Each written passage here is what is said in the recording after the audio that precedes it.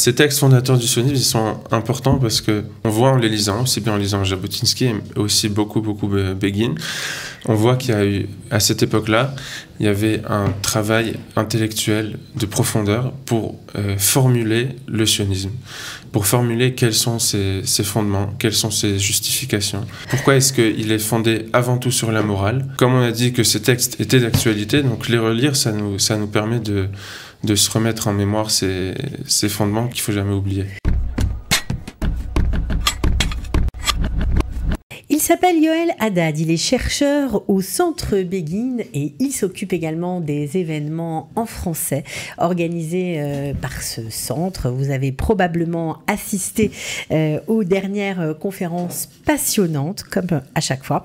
Et il est avec nous sur le plateau pour une nouvelle initiative, un nouveau projet qui s'intitule De Jabot à Begin. Yoel Haddad, bienvenue. Bonjour, Bonjour, Hanouka Sameach. Alors, vous avez décidé... vous avez beaucoup d'idées, et vous avez toujours des initiatives passionnantes, en tout cas surtout pour nous. C'est un premier recueil de textes sionistes révisionnistes en français et en ligne. C'est tout nouveau, ça vient de sortir. Ça vient de sortir, effectivement. C'est le fruit de mes recherches qui m'ont amené à découvrir de nombreux textes en français de Jabotinsky, de Begin et d'autres auteurs qui ont été publiés dans les années où ils ont été écrits. Ils ont été publiés dans différents journaux en français, des journaux sionistes et des journaux sionistes, révisionnistes, et qui étaient apparentés après au Kherout de Menachem Begin. Et du coup, donc, j'ai accumulé beaucoup de textes. Pas forcément publiés en Israël. Pas forcément en Israël. Il y avait énormément de journaux francophones, que ce soit en France ou en Israël, et même dans d'autres pays, en Égypte, d'autres pays, de journaux francophones sionistes, qui étaient apparentés donc au mouvement révisionniste et après au mouvement du Kherout. Et donc, dans ces journaux-là étaient publiés des textes de Jabotinsky, de Begin et d'autres auteurs, comme je l'ai dit. Et donc, quand j'ai accumulé des dizaines et des dizaines de textes, je m'étais dit qu'on pouvait en faire quelque chose. Et donc, de nos jours, les publier sur Internet, c'est la meilleure chose à faire. Alors, donc, c'est comme ça qu'est né ce site. Bien sûr, je vais donner l'adresse parce que ça peut servir. C'est vraiment libre lecture, tout à fait. Ce n'est pas payant, c'est gratuit. Ça s'appelle jabobegin.com. Comme ça s'entend, franchement. Et alors, ce qui est génial, c'est que ça nous donne du recul par rapport à ce que nous sommes en train de vivre. Il suffit de jeter un œil sur les quelques textes que vous avez publiés. C'est assez impressionnant parce que toutes les problématiques auxquelles nous sommes confrontés, alors on parle des Palestiniens, comment on doit se comporter avec eux, est-ce qu'on doit, on doit croire, comme certains croyaient à l'époque, que oui, si on leur donnait une espèce de confort économique ou on leur donnait quelques avantages culturels, on pourrait les maîtriser et vivre ensemble en paix. Et on voit déjà à l'époque que Jabotinsky était complètement contre cette façon de penser. Alors ça c'est le fameux texte. C'est le fameux texte fondateur. Le mur de fer de Zev Jabotinsky qu'il a écrit il y a pratiquement exactement 101 ans, en novembre 1923. Donc pour lancer ce site, je m'étais dit que c'était un texte fondamental et que c'était bien de lancer le site par ce texte-là, donc le mur de fer de Zev Jabotinsky. Et du coup, pour aller dans ce sens, j'ai mis d'autres textes qui rejoignaient ce sujet. Et donc il y a un texte de Shlomo Friedrich dont on a parlé auparavant, qui s'appelle L'esprit militaire du peuple juif, qui rejoint Hanouka, dans lequel il démontre que le peuple juif, même si de nature on n'est pas des guerriers, on n'aime pas la guerre, mais on a toujours su, le peuple juif depuis les Maccabim jusqu'à nos soldats aujourd'hui, on a toujours su faire la guerre quand il fallait défendre nos valeurs. J'ai mis un autre texte d'un auteur qui est méconnu, mais que Bezrat Hashem, avec ce titre, il va gagner en notoriété, qui s'appelait Albert Staraselsky. Il était connu en France sous le nom de Albert Stara. C'est un juif d'origine russe qui œuvrait en Égypte et qui après a œuvré en France. C'est un proche de Jabotinsky. Qui a écrit un texte qui va exactement dans le sens, en 1900, dans les années 30, il écrit un texte qui va exactement dans le sens du mur de fer de Jabotinsky, qui s'appelle « L'entente judéo-arabe » ou « Quand et comment ». Dans ce texte, il s'oppose aux arguments de Weizmann, etc., qu'il faut aller vers les Arabes et qu'il faut essayer de trouver un terrain d'entente. Et donc il revient exactement sur la thèse de Jabotinsky du mur de fer, mais dans d'autres termes, et ça donne une autre perspective, dans laquelle il dit que la fameuse thèse du mur de fer, c'est quoi? C'est de dire que, en premier lieu, le peuple juif, s'il veut s'établir en Eretz Israël, il doit se doter d'une force militaire importante qui dissuadera ses ennemis de l'attaquer. Voilà, et puis souvent on a une vision un peu, on va dire, binaire de Zev Jabotinsky. On a l'impression que c'est un anti-arabe, etc. Et finalement, quand on lit ses textes, on se rend compte que non, il est OK qu'il y ait une minorité arabe en Israël, à condition qu'elle respecte la majorité. Exactement. D'ailleurs, l'auteur, dans le premier paragraphe de ce texte, Le mur de fer, il écrit les mots suivants. L'auteur de ces lignes est considéré comme étant un ennemi des Arabes, comme un partisan de leur expulsion de la Palestine. Or, rien de tout cela n'est vrai. Mes sentiments à l'égard des Arabes ne sont en rien différents de ceux que je porte aux autres peuples, une indifférence courtoise. Il reconnaissait évidemment que le sionisme ne pouvait s'exprimer en Eretz Israël qu'au détriment de la population autochtone, la population qui était là, entre guillemets, avant le sionisme.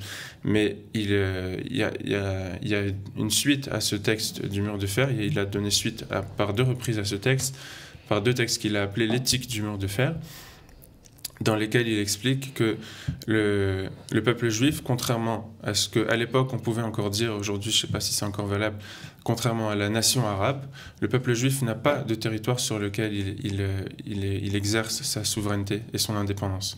Donc on peut pas, il explique qu'on ne peut pas dire au peuple juif, vous pouvez pas, vous êtes privé d'indépendance ad vitam aeternam parce que le globe terrestre a déjà été départagé entre tous les peuples et vous avez plus de place. Donc le peuple juif est obligé, s'il veut exercer son indépendance et sa souveraineté, il est obligé de le faire au détriment d'un autre peuple. Et donc, comme cette souveraineté et cette indépendance, il ne l'a jamais exercée dans un autre territoire que son territoire historique et ancestral, donc c'est naturel qu'il le fasse ici. Et c'est naturel aussi que ça se fasse au détriment des Arabes qui étaient là avant. Et c'est naturel aussi que le conflit explosera. Mais la solution qu'il donne, c'est pas vraiment une solution, mais c'est comme ça qu'il voit les choses. C'est justement, donc, comme on a dit, que le peuple juif se dote d'une force militaire qui dissuadera ses ennemis de le chasser, de l'expulser. Et il dit, viendra un jour où, à force de se bloquer contre ce mur de fer, nos ennemis diront, les Juifs, ils sont là pour rester, et donc on doit se mettre d'accord avec eux. Donc c'est un peu ce qu'on a vu, ce qui a commencé à se passer à l'époque des accords d'Abraham, mais c'est vrai que c'était plutôt nos voisins lointains. Maintenant, c'est vrai que le problème, il a explosé le 7 octobre avec nos voisins plus proches. Ouais. Mais voilà, c'est la vision de Jabotinsky. Voilà, il écrit, alors je vais le citer, tout peuple autochtone lutte contre la colonisation étrangère tant qu'il existe le plus petit espoir de se défaire de l'intrusion étrangère. Ainsi agissent les Arabes de Palestine et ils le feront aussi longtemps qu'ils auront l'espoir de pouvoir empêcher que la Palestine ne devienne le pays d'Israël. Voilà. Donc, il le dit avec tout le respect qu'il doit à la nation arabe, mais il dit qu'il n'y a pas le choix, en gros. Et le peuple juif ne peut pas rester comme ça, à la merci de tous. Il a un besoin vital d'avoir un territoire à lui, et donc il n'y a pas le choix. Alors, ce qui est très intéressant aussi, c'est que ça nous permet vraiment de lire notre réalité à la lumière des écrits du passé, des gens qui sont passés par là avant nous. Et ce qui est incroyable, c'est qu'on en est toujours au même point. On a par exemple des textes de Begin avec 7 points. C'est exactement ce à quoi on est confronté.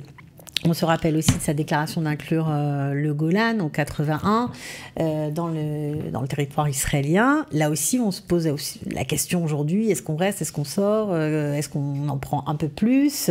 C'est fou comme nos préoccupations, malgré les années, les décennies qui sont passées, sont toujours les mêmes. Oui, c'est vrai que c'est flagrant quand on lit ces textes, même si les décennies ont passé, les circonstances ont changé, même les régimes sont tombés, les problèmes, les soucis d'Israël restent les mêmes. Et ce texte de Begin, qui date des années de 1955 ou 57, dans lequel justement il donne c'est un texte qui paraît anodin, mais qui est assez fondamental, parce que en fait, Begin, il donne dans ce texte sa doctrine sécuritaire pour Israël. Et donc les 7 points que vous avez mentionnés, si on peut les mentionner rapidement. Il dit d'abord qu'Israël ne doit pas attendre d'être attaqué pour réagir. Ça, c'est vraiment actuel. C'est-à-dire si on avait su et si on avait pris le devant le 7 octobre, l'histoire aurait été différente. Ça, c'était d'actualité à l'époque, parce qu'à l'époque, il y avait les attaques des Fédaïnes, qui venaient d'Égypte et de Jordanie, qui rentraient la nuit dans des villages israéliens et qui faisaient des massacres comme ça, qui tuaient quelques personnes et qui repartaient. Et Israël, les gouvernements de Ben Gurion se contentaient uniquement de faire des petites opérations de représailles comme ça. On rentrait pareil dans un village jordanien, on tuait quelques soldats, et on repartait. Et c'était comme ça, un ping-pong. Et Begin, il se disait, ça sert à rien. On laisse nos populations mourir. Nous aussi, on tue des gens, ça n'a aucun sens. Alors, il vaut mieux faire une opération d'ampleur, quitte même à ce qu'il prenait, bien sûr, de conquérir des territoires qui nous appartiennent.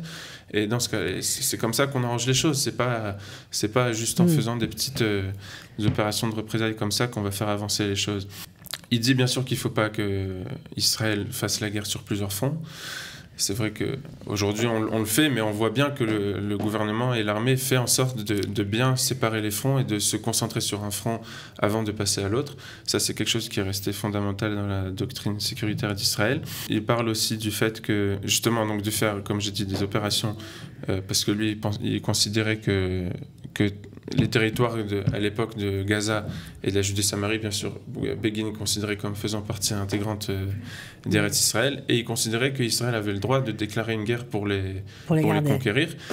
Et donc il disait justement, il faut profiter de ces agressions de nos ennemis pour engager une opération d'ampleur pour se reprendre ces territoires. Donc voilà, c'était en quelques points ce texte de Begin de 57 qui reste fondamental et d'actualité. Tout à fait, on apprend beaucoup de choses. Alors, ce qui est aussi très agréable, c'est que vous avez profité de ce site pour mettre les articles qui ont été publiés par Actualité Juive ou Agimag. Voilà, c'est un magazine sur lequel vous collaborez, donc c'est toujours intéressant. Et il y a aussi les débats, les fameuses conférences que vous organisez au Centre Begin, bien sûr en lien avec le sujet de la page, qui sont aussi accessibles. Donc là, c'est plutôt intéressant, parce que parfois, on n'a pas le temps, on les rate, on ne peut pas y aller, et puis là, en tout cas, on les retrouve.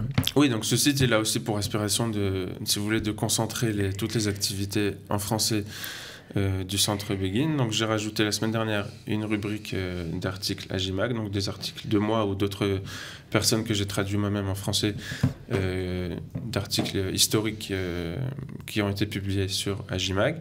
Et après, donc, une autre rubrique médias et conférences, ou des conférences qui sont liées donc, au sujet de Menachem Begin, de Jabotinsky, etc. Il y a la conférence de l'ambassadeur Freddy Etan sur Begin qu'il a donnée au mois de mars au Centre Begin. Il y a la conférence de Pierre Lursa qui nous a donné il y a un an donc justement sur le mur de fer. Je mettrai aussi cette interview dans cette rubrique. Et donc ça permet d'avoir une page sur laquelle, un site sur lequel sont concentrées sont réunies toutes les activités en français du Centre Begin. Est-ce que vous pensez que les francophones doivent absolument connaître ces textes fondateurs du sionisme ? Alors, ces textes fondateurs du sionisme, ils sont importants parce que on voit en les lisant, aussi bien en lisant Jabotinsky, mais aussi beaucoup Begin, on voit qu'il y a eu, à cette époque-là, il y avait un travail intellectuel de profondeur pour formuler le sionisme, pour formuler quels sont ses fondements, quelles sont ses justifications. Ça nous manque un peu là. Voilà. Pourquoi est-ce qu'il est fondé avant tout sur la morale, ce qui était très important pour Jabotinsky et Begin. Et donc c'est vrai que ça manque aujourd'hui dans le débat public. On le voit, c'est un phénomène mondial, mais il y a un travail intellectuel qui manque.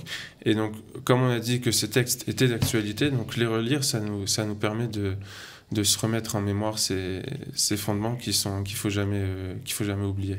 Voilà, et puis pour ceux pour qui la guerre qui dure depuis plus d'1 an, aujourd'hui, eh bien, ça paraît long. Quand on lit ces textes, on reprend un peu de sens.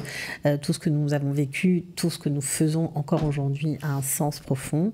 Et c'est vrai que les relire, ça fait du bien aussi au moral. Et le projet, c'est en élaboration de créer autour de ce site un groupe de débat, d'échange avec quelques personnalités intellectuelles et qui en permettra aussi au grand public de rejoindre ce groupe. Ce sera sûrement un groupe WhatsApp, peut-être qu'il y aura d'autres activités autour de ce groupe, mais ce sera un groupe, contrairement au groupe existant du Centre Begin où c'est juste pour faire des annonces et il n'y a que moi qui envoie des messages. On va essayer d'ouvrir autour de ce site un groupe d'échange et de débat d'idées qui permettra à tout le monde, un forum qui permettra à tout à chacun de s'exprimer et de partager des idées. Bon, nous on trouve ça formidable. On voulait vraiment vous donner un petit coup d'éclairage pour inciter, pour inciter les gens, les francophones, à aller visiter cette page, je répète, de Jabot à Béguine. Le site c'est jabotbeguine.com. Merci beaucoup Yoël d'avoir été avec nous aujourd'hui et bon courage pour la suite. Merci beaucoup. Juste pour info, je crois que vous donnez une conférence le 7 janvier, mardi, avec Michel Gurfinkiel, voilà, la nouvelle ère Trump, pour ceux que ça intéresse, parce que les États-Unis ont aussi leur mot à dire, malheureusement, dans notre histoire, c'est comme ça. Donc, c'est très intéressant d'aller écouter Michel Gurfinkiel le 7 janvier. On se retrouve à une prochaine occasion. Bezrat Hashem. Voilà, à bientôt, merci beaucoup. Merci beaucoup.